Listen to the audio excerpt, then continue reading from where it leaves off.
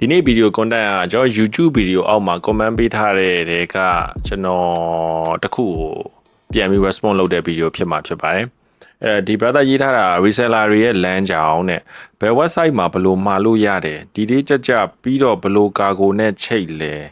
ဲဈေးတွေကိုဘယ်လိုချိန်ပြီးရောင်းလဲအဲ့ဒါတွေကိုလူငယ်တိုင်းသိကျင်တာဘယ် reseller မှလည်းမပြောချင်ဘူးလေတဲ့အဲ့ဒါတွေကြတော့ဘာလို့လဲဆိုတော့အဲ့ဒါတို့လှုပ်ရှားစီးပွားရေးဆိုတော့လူတွေကလည်းအဲ့ဒါကိုပဲသိကျင်တာပြောလို့ရရင်တော့အဲ့ content ဆောင်းရင်ကြမ်းမှာပဲတဲ့အဲ့တော့ content ဆောင်းရင်ကြမ်းမလားမကြမ်းမလားတော့မသိဘူး bro အဲ့တော့ကျွန်တော်တို့အနေနဲ့ကမပြောဘူးဆိုပြီးတော့တမင်ခြံထားတာမျိုးတော့မရှိဘူးဒါပေမဲ့ဒါကအဲ့လိုမျိုး bro ရေးထားတဲ့ပုံတိုင်းမှာတချို့ reseller တွေကတော့ကြိုက်ချင်မှကြိုက်လိမ့်မယ်နဲ့တူတယ်ဒါပေမဲ့သို့တော့ကျွန်တော်တို့ urban trend အနေနဲ့ကတမင်ခြံထားတာတော့မဟုတ်ဘူးပြောပြဆိုရင်တော့ပြောပြလို့ရတယ်အဲ့တော့ပြောပြဆိုတာကျွန်တော်တို့လုပ်ခဲ့တဲ့ပုံစံမျိုးကိုတော့ကျွန်တော်ကတော့အဓိကပို့ပြီးပြောချင်တာပေါ့နော် urban trend ကပြောရင်ပြောရရင်ကျွန်တော်တို့ဟိုးအရင်2018-19လောက်တုန်းကကျွန်တော်တို့က online page ကနေပဲရောင်းခဲ့တာအဲ့တုန်းကဆိုလို့ရှိရင်ကျွန်တော်တို့ release တစ်ခုထွက်ပြီဆိုရင်အဲ့တုန်းက sneaker market ကလည်းတော်တော်လေးဘုံမင်းဖြစ်နေတဲ့ကာလလို့သတ်မှတ်လို့ရတယ်2019-18-19ဆိုတာအဲ့တော့ဖနက်တရံထွက်ပြီဆိုတော့ Jordan 1တရံထွက်ပြီဆိုလို့ရှိရင် retail နဲ့ရသလောက်တာလိုက်ဝယ်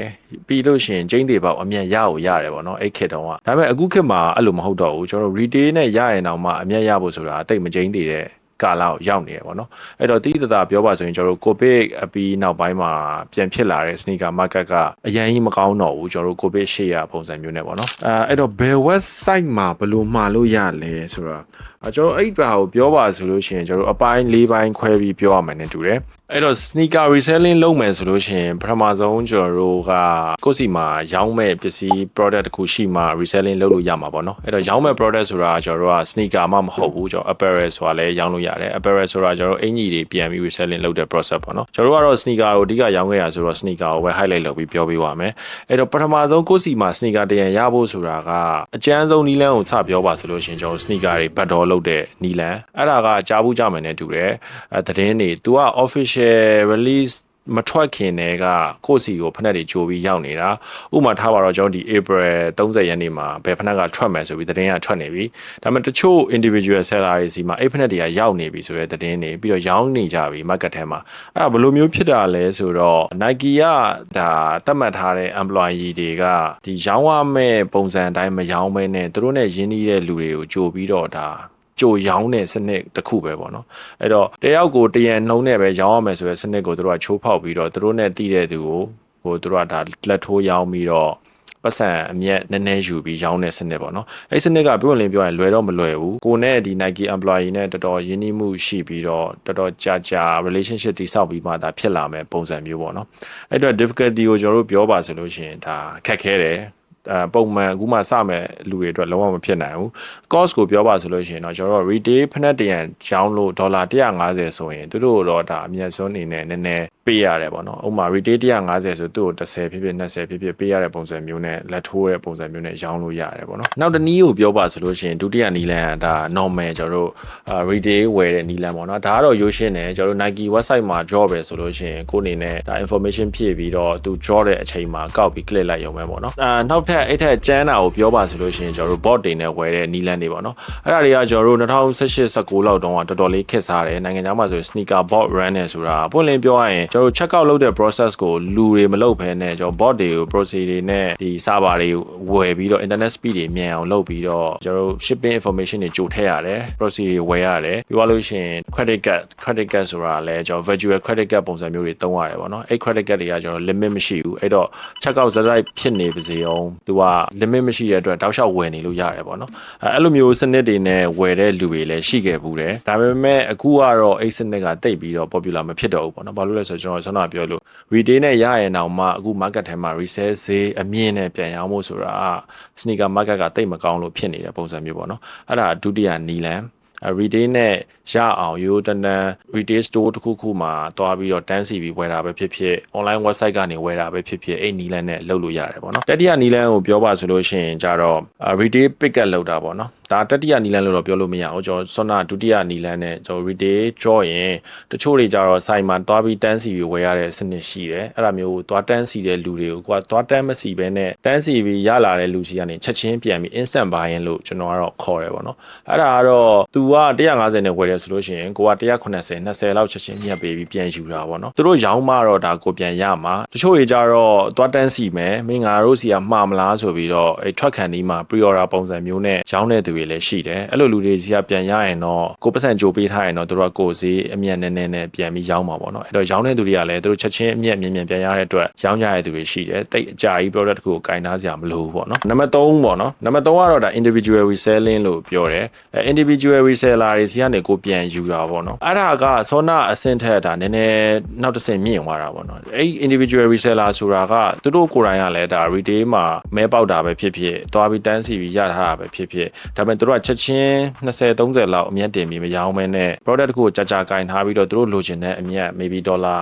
$100လောက်ရမှရောင်းတဲ့သူတွေပေါ့နော်အဲ့လိုလူတွေစီကပြန်ယူလို့လည်းရတယ်နောက်ဆုံးတစ်ချက်နံပါတ်4ကိုပြောပါဆိုလို့ရှိရင်တော့ကျွန်တော်တို့ဒီ platform reselling တွေစီကနေချက်ချင်းဝယ်တဲ့စနစ်ပေါ့နော်အဲ့ဒါကတော့ကျွန်တော်တို့အားလုံးသိကြမယ်လို့ထင်တယ်မသိသေးတဲ့သူတွေတော့ဒါ popular အဖြစ်ဆုံး platform ကိုပြောပါဆိုရင်ဒါ Stock X ရှိတယ်ပြီးလို့ရှိရင် Go ရှိတယ်ဆိုရင်ပေါ်ဘက်မှာဆိုရင်အရင်တော့ဆိုရင်ကျွန်တော် Outstreet တို့အခုဆိုရင် Noble Ship တို့လည်းရှိသေးတယ်ကျွန်တော်တို့ Thai မှာဆိုရင်အသစ်ပေါ်နေတာ Samsung ဆိုတဲ့ website ရှိတယ်ဘာချင်ကျွန်တော် Japan မှာဆို Sneakdanကျွန်တော် China မှာဆိုရင် Poison အခုဆို Korea မှာဆိုရင် Sold Out တို့ Cream တို့အဲ့လိုမျိုး website တွေလည်းအဲ့ဒါအခုနောက်ပိုင်းမှာလူတွေတော်တော်များများသုံးနေကြတာပေါ့နော်အဲ့တော့ဒီ platform တွေမှာဝယ်တဲ့အဆင့်ကတော့ဒါနောက်ဆုံးအဆင့်ပဲဒီထက်ကြီးတဲ့ကျန်းတဲ့အဆင့်လည်းမရှိတော့ဘူးပေါ့နော်ဘာလို့ဆိုတော့သူတို့ platform နဲ့သုံးတဲ့အဆင့်တွေဖြစ်တဲ့အတွက် seller တွေလည်းအများများတယ်အဲ့တော့ market price ကို stories မှာဆိုလို့ရှိရင်ကျွန်တော်တို့က live ကြည့်လို့ရတယ် real time ပေါ့နော် real time buy sell ဖြစ်နေတဲ့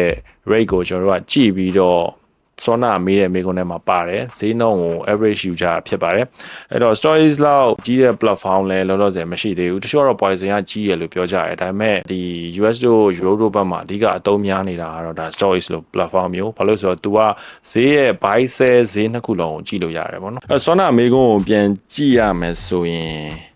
်ဒီတေးကြပြီးတော့ဘလို့ကာကိုနဲ့ချိန်လဲဈေးတွေကိုဘလို့ချိန်ပြီးရောင်းလဲကျွန်တော်အဲ့ဈေးတွေကိုဘလို့ချိန်ပြီးရောင်းလဲဆိုတဲ့အပိုင်းကတော့ကျွန်တော် Sois မှာဥပမာကျွန်တော်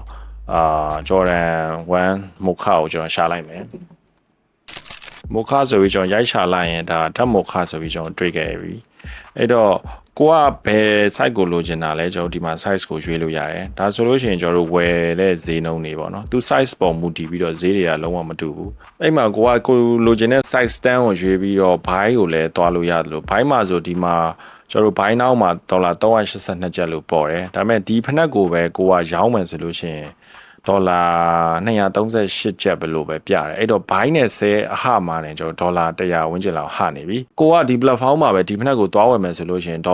$PC shipping နဲ့ tax တွေပါအပေါင်းဆိုရင်$400လောက်ကျမယ်ဒါပေမဲ့ကိုသွားရောင်းမယ်ဆိုလို့ရှိရင် PC $200ဝန်းကျင်လောက်ပဲရမယ်ပေါ့နော်အဲ့တော့ buy နဲ့ sell အဟနေ$200လောက်ရှိနေပြီကျွန်တော်တို့ကစီကိုတယောက်ကဖက်နဲ့ arbitrage ကိုလာရောင်းပြီဆိုရင်ကျွန်တော်တို့ပြန်ဖြတ်ပေးတဲ့ဈေးနှုန်းကအဲ့ buy နဲ့ sell နှစ်ခုကြားမှာရှိတဲ့အဟကိုပဲကျွန်တော် average ယူပြီးတော့ဈေးဖြတ်ပေးတာများပါတယ်အဲ့တော့ case တိုင်းတော့ကျွန်တော်တို့အဲ့လိုလုပ်ပေးခြင်းမှာလုပ်ပေးတယ်ဒါပေမဲ့ဒီလိုမျိုးအရန် hype ဖြစ်ပြီးတော့ popular ဖြစ်တဲ့ဖက်နက်တွေဆိုရင်တော့အဲ့လိုလုပ်ပေးတာများတယ်ပေါ့နော်အဲ့တော့ဆိုလိုချင်တာကကျွန်တော်တို့$380နဲ့240ကြားဆိုတော့ maybe $300ဝန်းကျင်လောက်ကိုကျွန်တော်မြန်မာငွေနဲ့မြှောက်ပြီးတော့ offer ပေးပါတယ်ဒါကကျွန်တော်တို့လုပ်နေတဲ့ပုံစံမျိုးပေါ့နော်တော်တော်များများနိုင်ငံခြားကဒီ reselling မှာပြန်ပြီးတော့ buying လုပ်တဲ့သူတွေလည်းဒီ store is ကမှာရှိနေတဲ့ဈေးနှုန်းကိုပဲကြည့်ပြီးတော့ပဲဖြတ်ပေးကြတာများတယ်အဲ့တော့ stories မှာတစ်ခုရှိတာတတိထားမှာကကျွန်တော် region ပေါ်မူတည်ပြီးတော့ဈေးနှုန်းတွေမတူပါဘူးကျွန်တော်ဆိုရင်ဒါ shipping region ကစင်ကာပူကိုထည့်ထားတာအဲ့တော့ကိုက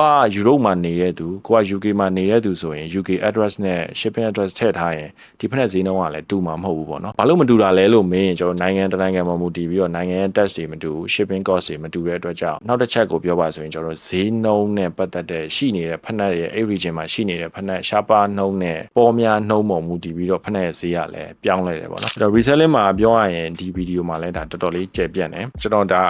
run through ပြောသွားတာပေါ့နော်နားတော့လည်မယ်လို့တော့ထင်တယ် အဲ့တော့လှုပ်လို့ရတာကကျွန်တော်တို့ reselling မှာဖက်နက်တွေပဲလှုပ်လို့ရတာမဟုတ်ဘူးကိုကြိုက်တဲ့ item ကို reselling လှုပ်လို့ရတယ်ပေါ့နော်ကျွန်တော်တို့ဟိုတလောဆိုရင်ဒါမြန်မာနိုင်ငံမှာအရန် trending ဖြစ်သွားတဲ့ pop mark ကထွက်တဲ့လာဘူးဘူးလို့အယုတ်တွေလဲဒါဈေးအရန်မြောက်တယ်ဆိုတာဒါ reselling လုပ်တာပဲဒါ pop mark ဆိုလို့ရှိရင်ကျွန်တော်ထိုင်းဘက်ကနေအရန်လူတွေဝယ်ကြတယ် retail ဈေးကိုမှ2ဆလောက်ကိုပေါက်တယ်ပေါ့နော်အခုဆိုရင်ကျွန်တော်တို့ဈေးနှုန်းကမောင်နဲ့ဆို3သိန်းဝန်းကျင်လောက်ပဲ3သိန်းကျော်လောက်ပဲရှိတော့မယ်နဲ့တူတယ် trend တစ်ခုပြီးသွားတယ်ဆိုလို့ရှိရင်လဲ reselling ဈေးဆိုတာပြန်ပြီးကျလာတယ်ပေါ့နော်နောက်တစ်ချက်ကိုပြောပါဆိုရင်ဘလိုကာကိုနဲ့ချိတ်လဲဘလိုကာကိုနဲ့ချိတ်လဲဆိုတာတော့ကျွန်တော်တို့မြန်မာနိုင်ငံမှာတော့ကာကိုတွေကတော့အများကြီးပါပဲကျွန်တော်ကာကိုနာမည်တွေတော့ဒါ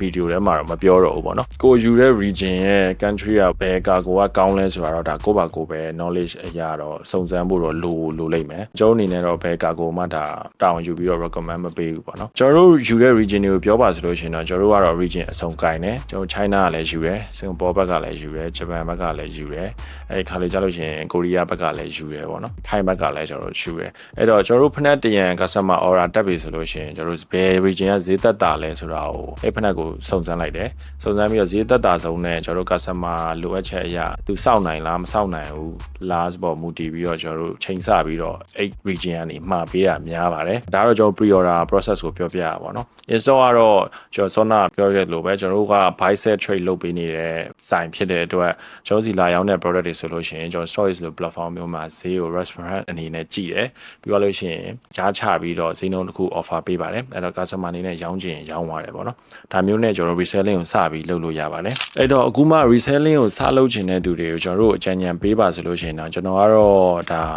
ပထမဆုံးအကြံဉာဏ်ပေးချင်တာအရင်ကြီးစပြီးတော့အများကြီးမရင်းသေးပဲနဲ့ကိုတကယ်ကြိုက်နှစ်သက်တဲ့ product တစ်ခုကိုဝယ်ပြီးတော့စကြည့်စေချင်တယ်ဥပမာဆိုလို့ရှိရင်ကိုက maybe ဒီဖက်နက်ကိုအရင်ကြိုက်တယ်ဆိုလို့ရှိရင် retail နဲ့ရအောင်အရင်ဆုံးစူးစမ်းသင့်တယ်ပေါ့နော် resell နဲ့ရတဲ့ဖက်နက်တစ်ခုကပြန်ပြီး reselling ဈေးမြောက်ပြီးထက်ရောင်းဖို့ဆိုတာက profit မကြံဘူးက chance ပိုများတယ်ပေါ့နော်ဘာလို့လဲဆိုတော့အခုလက်ရှိ market trend အရာဖြစ်နေတဲ့ဟာကကျွန်တော်တို့ reseller တွေကိုယ်တိုင်မှတချို့ဖက်နက်တွေကကင်မိပြီးတော့ရှုံးတဲ့ဖက်နက်တွေရှိပါတယ်ဒါပုံလည်းပြောပြရပါတော့ဘာလို့လဲဆိုတော့အခုလက်ရှိ market trend ကအရင်လိုမျိုးကျွန်တော် retail ဈေးနဲ့ရတယ်ပြေးဝယ်တယ်ပြီးတန်းမြတ်တယ်ဆိုတာမျိုးတိတ်မရှိတော့ဘူးပေါ့နော် retail ဈေးနဲ့ထွက်တယ်အဲ့ဒါကိုမှအချိန်တစ်ပတ်နှစ်ပတ်ကြာရင်ဈေးငိမ်တဲ့အချိန်ကြာလို့ရှိရင်ဝယ်ရင်တောင်မှရှုံးတဲ့ process တွေအခု NR retail ထက်ဈေးကျတဲ့ဖက်နက်တွေဆိုတာရှိနေတယ် NR retail ဆိုတာတနည်းအားဖြင့်ပြောရရင် Nike ကရောင်းလိုက်တဲ့ဈေးနှုန်းက$150ဒါပေမဲ့လက်ရှိ trend ရလူကြိုက်နေတဲ့အတွက် market ထဲမှာ$130လောက်ပဲပေါက်တယ်ဆိုလို့ရှိရင်ဒါ